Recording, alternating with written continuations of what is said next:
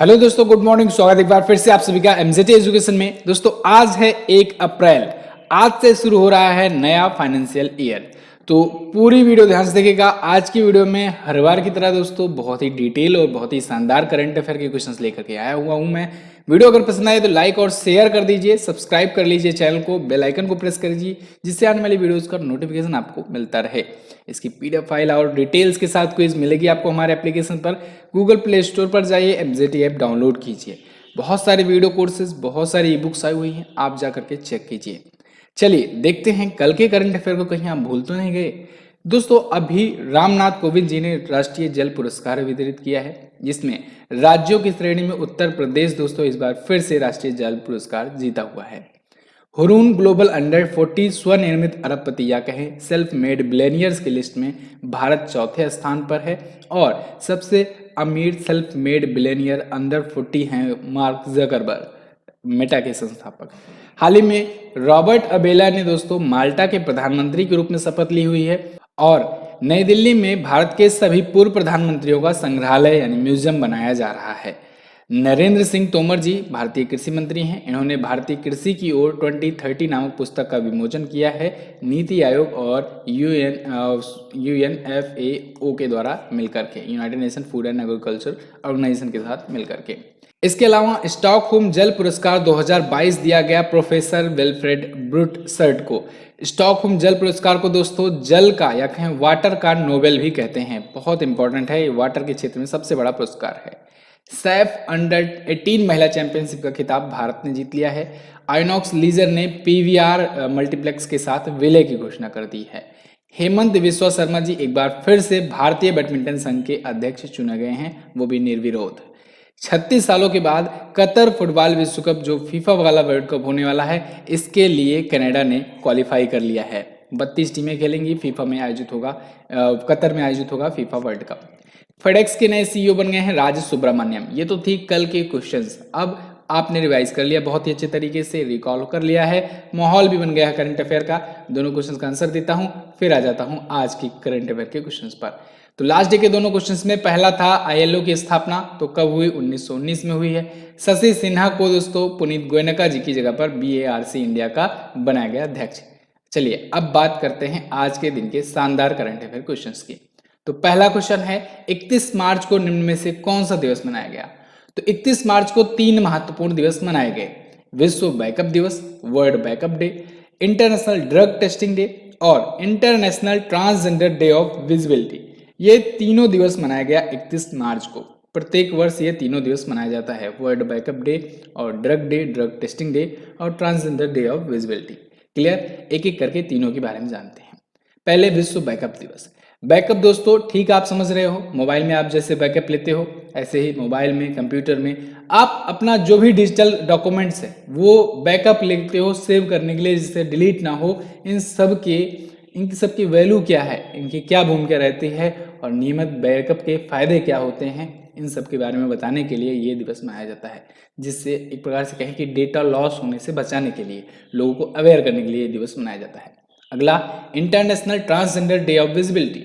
तो ये दिवस दोस्तों दुनिया भर में जो ट्रांसजेंडर कम्युनिटी है उसके द्वारा जो भेदभाव का सामना किया जाता है उसके प्रति अवेयरनेस फैलाने के लिए कि उनसे भेदभाव न किया जाए, ठीक है, उनको भी समानता दी जाए, इसके लिए ये दिवस मनाया जाता है। 2009 से शुरुआत हुई थी। यूएस बेस्ड ट्रांसजेंडर कार्यकर्ता है राचेल कर्नडेल, इन्होंने इसकी शुरुआत की थी। ठीक है, ट्रांसजेंडर्स आया है, इससे रिलेटेड कुछ पॉइंट का रिवीजन करवा देता हूं। जैसे उत्तराखंड राज्य के बारे में याद रखिएगा। उत्तराखंड दोस्तों बना है ट्रांसजेंडर आईडी जारी करने वाला पहला राज्य। कर्नाटक सरकार ने 1% आरक्षण देने की घोषणा करी हुई है। कर्नाटक पुलिस में 1% सीटें आरक्षित रहेंगी।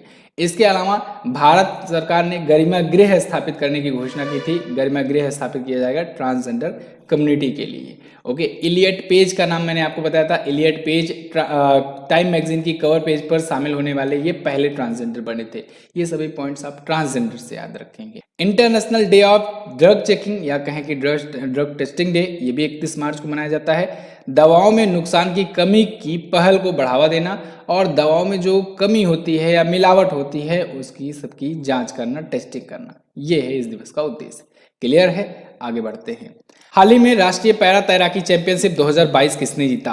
तो इसको जीत लिया है दोस्तों महाराष्ट्र की टीम ने। अभी हाल ही में राष्ट्रीय पैरा तैराकी चैंपियनशिप 2022 आयोजित हुआ और इसमें महाराष्ट्र की टीम विजयी रही। महाराष्ट्र की टीम टॉप पर रही। ये पैरा एथलीट के द्वारा खेली गई ये तैराकी की चैंपियनशिप थी। इसमें पैरा एथलीट शामिल थे। खेल गांव उदयपुर में आयोजित हुआ। 21वां इस बार का संस्करण था। इसका आयोजन किसके द्वारा कराया गया? तो भारतीय पैरालंपिक जो कमेटी है उसके द्वारा और नारायण सेवा संस्थान के द्वारा। इसमें दोस्तों इंटरनेशनल तैराकी जो मानक हैं, इंटरनेशनल स्टैंडर्ड्स हैं, उनको ध्यान में रख करके ये आयोजित कराया गया था। उद्देश्य क्या था? पैरालंपिक्स में भारत के ज़्यादा से ज़्यादा मेडल लाने की कोशिश करना, क्योंकि आप जानते हो तैराकी एक ऐसा गेम है जहाँ पर सबसे ज़्यादा आप मेडल जीत सकते हैं एक ही बार में। यानी अगर कोई इसमें अगर आप किसी एक खिलाड़ी को भी अगर निखार ले गए ना, वो अकेले खिलाड़ी 8 से 10 मेडल जीत सकता है देश के लिए। ठीक है, आप नाम सुने होंगे मार्कल फेल्प्स का। तो मार्कल फेल्प्स जो है उन्होंने 8 गोल्ड जीता था एक ही ओलंपिक में, याद होगा आपको। चलिए फिलहाल हम लोग महाराष्ट्र के बारे में बात करते हैं। महाराष्ट्र आप देखेंगे मैप में यहाँ पर है। महाराष्ट्र और गुजरात ये दोनों दोस्तों फाउंड किए गए थे 1 मई 1960 को, या कहें 1 मई 1960 को ये दोनों अलग हुए थे। तो 1 मई को स्थापना दिवस दोनों को मनाया जाता है, महाराष्ट्र का भी और गुजरात का भी। ठीक है, अपना बॉर्डर महाराष्ट्र किसे किसे शेयर करता है? गुजरात से, मध्य प्रदेश से, छत्तीसगढ़ से, तेलंगाना से, कर्नाटका से और इधर गोवा से भी। मुंबई इसकी समर कैपिटल है, नागपुर होती है winter capital. Uddhav Thackeray Shiv Sena party से सीएम हैं, भगत सिंह कोश्यारी जी गवर्नर हैं और दीपांकर दत्ता हैं यहाँ के करंट टाइम पर chief justice Bombay high court के। अगला, Duff and Phelps celebrity brand valuation report 2021 में शीर्ष पर कौन है? तो टॉप पर दोस्तों एक बार फिर से हैं विराट कोहली। इसमें दोस्तों भारत के सेलिब्रिटीज की लिस्ट जारी की गई है और सेलिब्रिटीज की लिस्ट में टॉप पर विराट कोहली एक बार फिर से आए हुए हैं। ठीक है ना, पिछली बार भी थे, लगातार 5 बार से ये टॉप पर है सबसे वैल्यूएबल सेलिब्रिटी। हालांकि इस बार इनकी वैल्यूएशन कुछ घटी हुई है। 2020 में इनकी वैल्यूएशन थी $237.7 मिलियन, इस बार है $185.7 मिलियन। सेकंड पर हालांकि हैं रणवीर सिंह जी जो कि काफ़ी पीछे हैं $158 मिलियन के साथ। इसके अलावा अक्षय कुमार जो है वो $139 मिलियन के साथ। अच्छा ये मिलियन में है, ठीक है ना। अक्षय कुमार तीसरे पर हैं। चौथे पर हैं आलिया भट्ट 68.1 यूएस मिलियन के साथ। यही सबसे मूल्यवान महिला सेलिब्रिटी भी बनी है, क्योंकि आप देखोगे ऊपर के 3 तो पुरुष ही हैं, तो महिलाओं में सबसे मूल्यवान आलिया भट्ट हैं। अच्छा एक चीज़ और, ये सबसे कम उम्र की से ज़्यादा वैल्यूएबल सेलिब्रिटी हैं आलिया भट्ट। इनकी अभी मूवी आई थी गंगूबाई, ठीक है, और बहुत सारे ब्रांड एम्बेसडर भी बनाई गई हैं कई कंपनियों की, ठीक है, जिससे इनकी वैल्यूएशन बढ़ी हुई है। अगला, हाल ही में किसे वन अनुसंधान संस्थान यानी फॉरेस्ट रिसर्च इंस्टीट्यूट का निदेशक नियुक्त किया गया? तो अभी हाल ही में डॉक्टर रेणु सिंह जी को फॉरेस्ट रिसर्च इंस्टीट्यूट FRI का नया निदेशक, नया डायरेक्टर नियुक्त किया गया है। यहाँ पर आपको दिख रही है इमेज में, ये फॉरेस्ट रिसर्च इंस्टीट्यूट की दूसरी महिला महानिदेशक होंगी। ठीक है ना, ये दूसरे नंबर की महिला महानिदेशक हैं। और ये किसका स्थान लेंगी? तो ये स्थान लेंगी दोस्तों AS रावत का। AS रावत ने अपना FRI निदेशक का अतिरिक्त प्रभार इनको सौंप दिया हुआ है। किसके द्वारा नियुक्त किया गया है? तो इनको पर्यावरण, वन और जलवायु परिवर्तन मंत्रालय के द्वारा नियुक्त किया गया है। FRI के निदेशक होंगे। ये IFS ऑफिसर है, इंडियन फॉरेन सर्विसेज मत करना, इंडियन फॉरेस्ट सर्विसेज की ऑफिसर हैं। ठीक है ना, फॉरेन सर्विसेज भी होता है। जो इंडियन फॉरेन सर्विसेज के ऑफिसर होते हैं वो दोस्तों राजदूत और उच्चायुक्त यानी किसी देश के एम्बेसडर या हाई कमिश्नर नियुक्त किए जाते हैं। IAS आप जानते ही हो, भारत में DM वगैरह, SDM वगैरह नियुक्त किए जाते हैं और ये आगे चल करके सचिव भी बनते हैं। ठीक है, तो ये सारी चीज़ें होती हैं, लेकिन ये इंडियन फॉरेस्ट सर्विसेज है। अगला देखते हैं, हाल ही में IONS समुद्री अभ्यास 2022 कहाँ संपन्न हुआ? तो भी हाल ही में आयोन्स समुद्री अभ्यास 2022 ये आयोजित हुआ दोस्तों अरब सागर में। तो यहाँ पर ए ऑप्शन आपका सही रहेगा कि ये अरब सागर के साथ साथ गोवा में भी आयोजित हुआ। अच्छा, इसे शॉर्ट फॉर्म में कहते हैं IMEX 2022। ठीक है ना, ध्यान रखिएगा इसका भी नाम, मैं फुल फॉर्म बता दे रहा हूँ। देखिए IMEX 22 का मतलब क्या है? इसका मतलब है एक तो आयोन्स, जो मैंने आप शुरू में नाम बताया, आयोन्स मतलब इंडियन ओशियन नेवल सिम्पोजिज्म, और MEX यानी कि मैरीटाइम एक्सरसाइज, समुद्री सैन्य अभ्यास। ठीक है ना, समुद्री अभ्यास है ये, 2022 का संस्करण है, इसलिए 22 यहाँ से लिया गया है। तो EX से EX, M से M और आयोन से I लिया गया है। तो इस प्रकार से शॉर्ट फॉर्म में IMEX 2022 के नाम से भी जाना जा रहा है। अरब सागर में और गोवा में ये आयोजित होगा, ठीक है ना। तो ये इस बार का पहला संस्करण है। इसमें 25 सदस्य देश जो आयोन्स के हैं यानी इंडियन ओशियन नेवल सिम्पोजियम के हैं, इसके 15 देश शामिल हुए, 15 देशों की नौसेनाएं हिस्सा लेंगी। 26 से 30 मार्च तक आयोजित होगा गोवा और अरब सागर में। क्लियर है, आगे देखते हैं। BBC Indian sports women of the year 2021 किसने जीता? अच्छा, सैन्य अभ्यास मैंने रिवाइज कर दिया है, ठीक है, परसों की वीडियो में। तो आप लोग रिवीजन भी जो करते आ रहे हो, जैसे कि जनवरी से लेकर के मार्च तक के तीनों महीनों का, जो भी 3-3 महीनों का चल रहा है, topic by topic revision and में होता है। तो वीडियो एंड तक देखा करो आप लोग। आज की वीडियो में मैं आपको महोत्सव और मेले के बारे में रिवीजन करवाऊंगा। जनवरी से मार्च तक का सभी महोत्सव और मेला रिवाइज होगा आपका। अगला, BBC Indian sports women of the year का अवार्ड किसने जीता? तो दोस्तों जीत लिया है इसको मीराबाई चानू ने। मीराबाई चानू, सखरोम मीराबाई चानू, ये मणिपुर के रहने वाले हैं और आप जानते ही हो कि ये वेट लिफ्टर हैं और इन्होंने ओलंपिक्स में भारत को अभी सिल्वर मेडल भी दिलाया था। ओलंपिक्स में सिल्वर मेडल दिलाने वाली ये बनी थी पहली भारतीय, किसमें? वेट लिफ्टिंग में, क्योंकि इससे पहले कर्णम मल्लेश्वरी ने दोस्तों ब्रॉन्ज मेडल दिलाया हुआ था। क्लियर है, तो ये टोक्यो ओलंपिक में जीती थी। अच्छा, टोक्यो ओलंपिक में पहला मेडल पूछा जाए किसने जीता, तो इन्होंने ही जीता था। टोक्यो ओलंपिक का पहला मेडल सिल्वर के रूप में इन्होंने ही दिलाया था। इनको BBC Indian sports women of the year का अवार्ड दिया गया है। इसके अलावा BBC emerging player of the year का अवार्ड मिला है सैफाली वर्मा को, भारतीय महिला क्रिकेटर हैं। बीबीसी लाइफ टाइम अचीवमेंट का अवार्ड मिला है कर्णम मल्लेश्वरी जी को, इन्हीं का नाम मैं आपको बता रहा था। अभी ये दिल्ली स्पोर्ट यूनिवर्सिटी की दोस्तों वाइस चांसलर भी नियुक्त की गई हैं कर्णम मल्लेश्वरी जी, और सन 2000 के ओलंपिक में इन्होंने ब्रॉन्ज मेडल जीता हुआ था भारत के लिए, सन 2000 के ओलंपिक में। क्लियर। मीराबाई चानू के बारे में बात करें तो 2017 में वर्ल्ड चैंपियनशिप में भी ये गोल्ड जीती थी, 2018 के कॉमनवेल्थ गेम में भी ये गोल्ड जीती थी, और अभी टोक्यो ओलंपिक में इन्होंने सिल्वर मेडल जीता हुआ है। क्लियर है, आगे देखते हैं। किस अस्पताल में भारत में सर्वश्रेष्ठ निजी अस्पताल का पुरस्कार जीता? तो दोस्तों मेदांता हॉस्पिटल एक बार फिर से best private hospital in India का अवार्ड जीत लिया है। मेदांता हॉस्पिटल लगातार तीसरी बार ये अवार्ड जीता हुआ है। ये रिपोर्ट सामने आई है न्यूज़वीक वर्ल्ड्स बेस्ट हॉस्पिटल के सर्वे में। इसमें बताया गया है कि दुनिया भर के, विश्व भर के जो सर्वश्रेष्ठ 150 हैं हॉस्पिटल्स, उसमें एकमात्र ये हॉस्पिटल है भारत का जो शामिल है। ठीक है, लगातार तीसरी बार best hospital in India, best private hospital in India का अवार्ड इसने जीता हुआ है। ठीक है, वैसे बेस्ट हॉस्पिटल इन इंडिया भी कह देंगे तो भी गलत नहीं होगा क्योंकि इकलौता है ये लिस्ट में। अगला, उत्तर प्रदेश विधानसभा के नए अध्यक्ष कौन बने? Most important question, very very most important question. Uttar Pradesh विधानसभा के नए अध्यक्ष कौन बने? तो वो बन गए हैं दोस्तों सतीश महाना। सतीश महाना जी यहाँ पर आपको इमेज में दिख रहे हैं, ये निर्विरोध चुने गए हैं उत्तर प्रदेश स्टेट असेंबली के अध्यक्ष के रूप में, स्पीकर के रूप में। जो अध्यक्ष होता है उसे स्पीकर भी कहते हैं। ठीक है, विधानसभा का अध्यक्ष जो दोनों को सत्ता पक्ष और प्रतिपक्ष सभी जो मेंबर्स को कंट्रोल करता है या उनको मतलब आदेश देता है या जो भी चीज़ें होता है वो पूरा हेड समझ लो, वो यही होता है जो विधानसभा का अध्यक्ष होता है। इसके इलेक्शन प्रोसेस को आपको बहुत बार समझाया भी गया है कि देखिए जब भी नई विधानसभा के, चाहे विधानसभा हो चाहे लोकसभा हो, जब नई वो गठित होती है या नई सरकार बनकर के आती है, नया विधानसभा बैठती है, तो फिर क्या करते हैं वो सारे के सारे लोग अपने में से ही मिलकर चुनते हैं एक अध्यक्ष, और मोस्ट प्रोबेबली ये देखा जाता है जो सबसे ज़्यादा एक्सपीरियंस्ड होता है उसी को चुना जाता है। तो सतीश महाना को चुना गया है। फिलहाल ये 18वें अध्यक्ष बने हैं। ये नंबर भी पूछा जा सकता है, यूपी लेवल के एग्जाम के जो लोग प्रिपरेशन कर रहे हैं उनके लिए बहुत बहुत ज़्यादा इंपॉर्टेंट क्वेश्चन है। 18वें ये अध्यक्ष बने हैं। ठीक है, कानपुर से ये दूसरे बने हुए हैं अध्यक्ष, और ये अभी बीजेपी के विधायक हैं और पूर्व कैबिनेट मंत्री भी रह चुके हैं। अगर पूछा जाए उत्तर प्रदेश विधानसभा के पहले अध्यक्ष कौन थे, तो याद रखना पुरुषोत्तम दास टंडन जी पहले अध्यक्ष थे उत्तर प्रदेश विधानसभा के।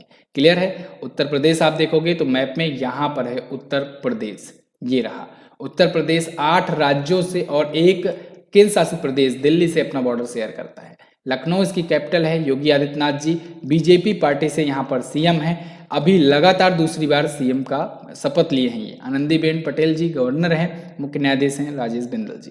क्लियर है, आगे देखते हैं। चुनाव 5 राज्यों का जो चुनाव हुआ था उसमें एक राज्य ये भी था। अगला, हाल ही में असम और मेघालय ने कितने विवादित जिलों में सीमा मुद्दों को हल करने के लिए समझौता किया? ये भी बहुत इंपॉर्टेंट क्वेश्चन है और इंडिया के लिहाज से एक बहुत बड़ा अचीवमेंट भी है। असम और मेघालय ने दोस्तों अभी 6 विवादित जिलों में सीमा मुद्दे को हल करने के लिए एक समझौता किया हुआ है। अमित शाह जी जो कि केंद्रीय गृह मंत्री हैं, इन्होंने दोनों राज्यों के सीएम को मिलवाया और जो 12 विवादित मुद्दे चल रहे हैं असम और मेघालय के बीच में, इनमें से 6 का निपटारा करवा दिया। वाकई यहाँ पर दाद देनी होगी अमित शाह जी की। 6 विवादित मुद्दे, ये 12 विवादित मुद्दे जो थे ये समझ लो कि आज तक सॉल्व नहीं हो पाए थे दोनों राज्यों की सीमाओं को लेकर के। इनमें से 6 पर मुद्दे हल हो गए हैं, आगे पर अभी बातचीत चल रही है और इसका भी हल निकाला जाएगा। तो इसे पूर्वोत्तर के लिए ऐतिहासिक दिन भी बताया है हमारे गृह मंत्री अमित शाह जी ने। क्लियर है? चलिए, तो जैसे आप समझो कि एक प्रकार से बड़े बड़े जो मुद्दे हैं, जैसे कि आपने देखा आर्टिकल 370 ये भी रिमूव किया गया, ये भी बहुत बड़ा मुद्दा था। ऐसे ही पूर्वोत्तर में ये भी बहुत बड़ा मुद्दा था। ठीक है, अभी और भी राज्यों से सीमा विवाद चल रहे हैं असम के। असम एक्चुअली में ये आप देखोगे पूर्वोत्तर में सभी राज्यों से अपना बॉर्डर शेयर करता है असम, तो इसके सभी राज्यों में से समझ लो 2 से 3 राज्यों से तो खटपट चल ही रही है सीमा को लेकर के, बॉर्डर को लेकर के। अगला, किस राज्य के पूर्व मुख्यमंत्री बी गुरुंग का निधन हो गया? तो दोस्तों सिक्किम के पूर्व मुख्यमंत्री, पूर्व सीएम बी गुरुंग का निधन हो गया है। बी गुरुंग ये तीसरे नंबर के सीएम थे सिक्किम के फॉर्मर सीएम। तो इनका 92 वर्ष की उम्र में अभी निधन हो गया है। बी गुरुंग दोस्तों, ये पूरा नाम इनका है भीम बहादुर गुरुंग। 11 मई से 24 मई 1984 तक सिक्किम के सीएम रहे, तीसरे सीएम के रूप में ये काम किए और इनका कार्यकाल बहुत ज़्यादा छोटा रहा। सिक्किम के हिस्ट्री में अभी तक का सबसे छोटा कार्यकाल इनका रहा। शुरुआती दिनों की बात करें तो शुरुआत में ये कलकत्ता में समाचार पत्र था अमृता बाजार पत्रिका, तो इसमें एक शिक्षक के रूप में, टीचर के रूप में काम किया करते थे और स्टाफ रिपोर्टर भी ये थे। सिक्किम के पहले समाचार आधारित नेपाली जर्नल कंचनजंगा का भी ये संपादन कर चुके थे। सिक्किम आया है तो याद रखिएगा, सिक्किम दोस्तों भारत का बना था 22वां राज्य बना था। 36वें संविधान संशोधन के तहत 1975 में इसे राज्य का दर्जा दिया गया और 22वां ये राज्य बन करके आया था सिक्किम। क्लियर है? और डेट क्या थी, अगर डेट पूछा जाए तो आप 16 मई बता देंगे, 16 मई 1975 को। ठीक है, ये राज्य बना था। तो बस दोस्तों ये तो थे हमारे आज के दिन के टॉप 10 करंट अफेयर के क्वेश्चंस। आई होप आप लोगों ने काफ़ी अच्छे से एंजॉय किया होगा, समझा होगा, पढ़ा होगा। अब हम लोग बात करेंगे दोस्तों प्रमुख महोत्सव और लोक नृत्य की, लेकिन उससे पहले रिक्वेस्ट है आपसे वीडियो को लाइक कर दीजिए और शेयर कर दीजिए अपने दोस्तों के पास। ठीक है, चलिए, तो सिक्किम के बारे में थोड़ा सा आप यहाँ पर देख लोगे। सिक्किम यहाँ पर है, ये छोटा सा राज्य है। पहले सिक्किम के बारे में देख लेते हैं, फिर आगे बढ़ते हैं। गंगटोक राजधानी प्रेम सिंह तमांग, सिक्किम क्रांतिकारी मोर्चा पार्टी से सीएम है। गवर्नर गंगा प्रसाद जी हैं। आगे बढ़ लेते हैं। प्रमुख महोत्सव, आज हम लोग महोत्सव और मेले याद करेंगे। तो देखिए, आपको आपके सामने यहाँ पर ऑप्शंस दिए गए हैं और यहाँ पर उनके आंसर्स हैं। ठीक है, तो आंसर्स जो है ये मिक्सअप है, इनमें से छांटना है आपको। चलिए तो शुरू कीजिए। शरद महोत्सव, शरद महोत्सव कहाँ पर मनाया गया? तो दोस्तों राजस्थान में मनाया गया, 1 नंबर डाल दो। लोसर महोत्सव आप जानते हो, लोसर महोत्सव तिब्बतीय नववर्ष होता है। कहाँ पर? भारत में तिब्बत वाला क्षेत्र, तिब्बतीय लोग कहाँ पर ज़्यादा रहते हैं? लद्दाख में, तो 2 नंबर डाल दो। लोसुंग या नामसुंग महोत्सव ये कहाँ पर मनाया गया? तो लोसुंग या नामसुंग महोत्सव दोस्तों ये सिक्किम में मनाया जाता है। कहाँ पर? सिक्किम में, तो 3 नंबर यहाँ पर डाल दो। 9वां नॉर्थ ईस्ट फेस्टिवल अभी गुवाहाटी में, असम में इसका किया गया। तो गुवाहाटी असम ये एक ही में है, तो यहाँ पर आप डाल दो 4 नंबर। ठीक है, 18वां कचाई लेमन, कचाई लेमन देखिए लेमन आ गया। लेमन मतलब क्या होता है? लेमन मतलब होता है नींबू, और मैंने आपको बताया नींबू और संतरा जहाँ पर आ जाए तो नींबू और संतरा बहुत बार बताया गया है आपको। नींबू और संतरा जहाँ पर भी आ जाए आप समझेंगे मणिपुर। ठीक है, 5 नंबर डाल दो। देखिए स से भी आपको याद रखना है मणिपुर से, स से संतरा महोत्सव, स से संगाई महोत्सव और स से सिरुई लिली महोत्सव, ये 3 महोत्सव आप याद रखेंगे। इसके अलावा कचाई लेमन फेस्टिवल याद रखेंगे। इसके अलावा नाता संकीर्तन महोत्सव भी आप याद रखेंगे। ये सभी मणिपुर के फेस्टिवल हैं। ढाका इंटरनेशनल फिल्म फेस्टिवल ये कहाँ पर होगा? ऑब्वियस सी बात है, ढाका फिल्म फेस्टिवल ढाका बांग्लादेश में ही होगा। बांग्लादेश यहाँ पर है, 6 नंबर डाल दो।